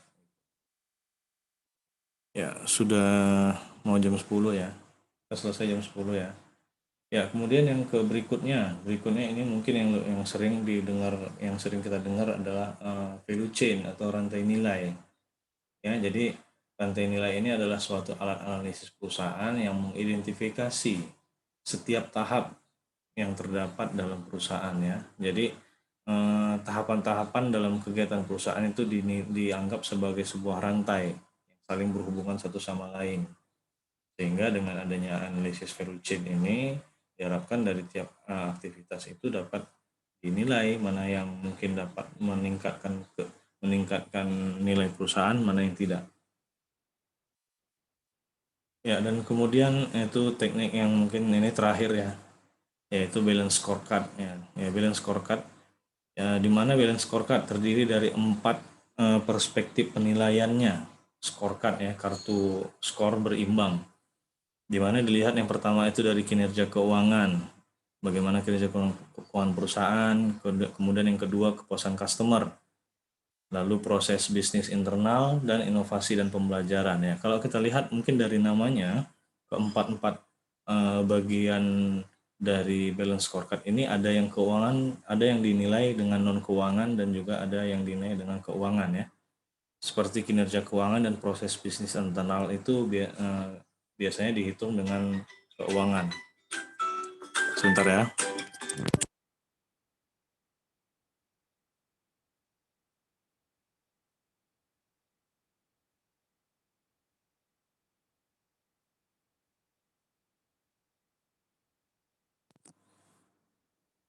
Ya, jadi kalau kita lihat ini, jadi dengan balance scorecard ini tidak hanya menilai atau menentukan kesuksesan perusahaan itu tidak hanya di bagian keuangan saja, tapi di bagian non keuangan ya. Jadi di 4 bidang dia dinilai. Ya, kemudian ya kalau dilihat ini ada empat bagian ya. Kalau dilihat dari bagaimana kita melihat pemilik, gitu kan, bagaimana kita terus berinovasi dan belajar, bagaimana kita melihat customer, dan dalam proses internal mana yang harus unggul, gitu.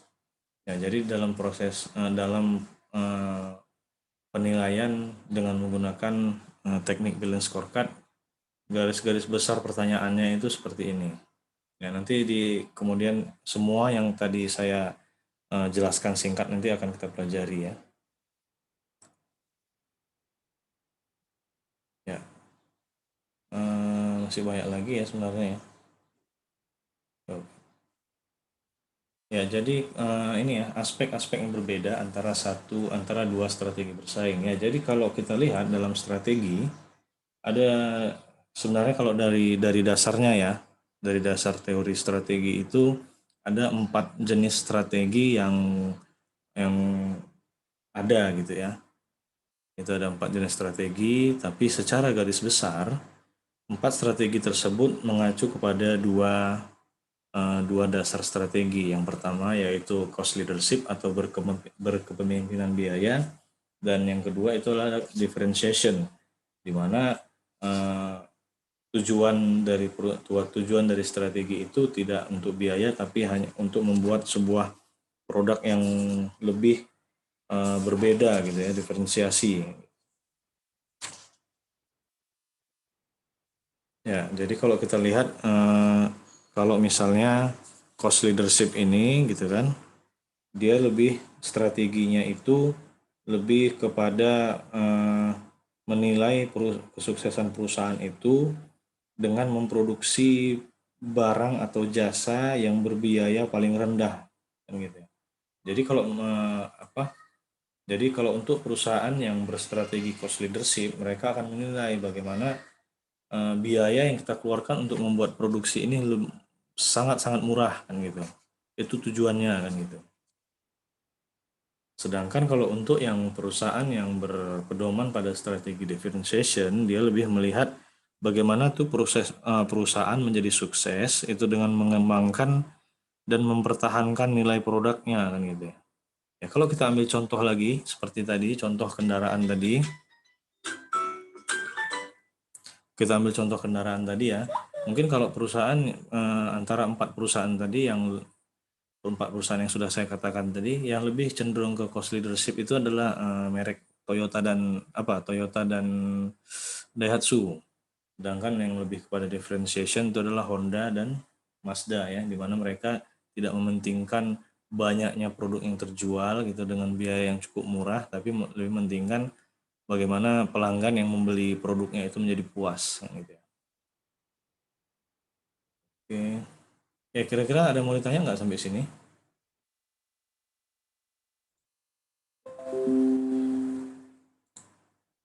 Kira-kira ada yang mau ditanya? Maaf Pak, untuk PPT-nya boleh di-share nggak Pak sebagai bahan ajaran kami nanti setelah pelajaran selesai Pak? Pak bisa tolong apa? Yang satu, oh udah ada yang. Oke ya, nanti mengenai PPT nanti akan saya share nanti di Google Classroom ya, biar bisa semua nanti membaca gitu kan dan download. Ya, kemudian ini untuk pertemuan kedua ini ya kita sudahi sampai sini ya, karena saya harus ada masuk kelas satu lagi, harus ada kejar tayang juga ya kan. Oke. Jadi sebelum kita tutup, saya minta tolong semuanya aktifkan ininya, aktifkan lagi videonya biar saya bisa merekam wajah-wajahnya.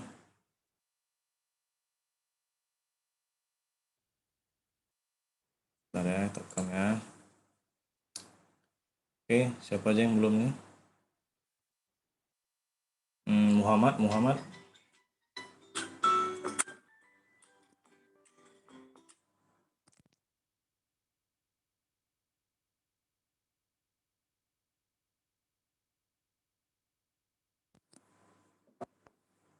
Ya, halo. Oke, ini Muhammad. Mana Muhammad? Mukanya belum nampak. Sari Soraya. Tolong WP bentar. Mei Fadila Akila, Oni Celsia. Ya.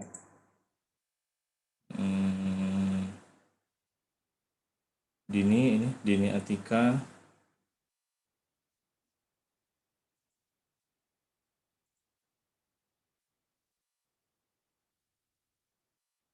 Halo. Oke, kalau gitu kita sudahi saja lah ya. Sampai jumpa minggu depan ya. Assalamualaikum warahmatullahi wabarakatuh. Waalaikumsalam Pak. Warahmatullahi wabarakatuh.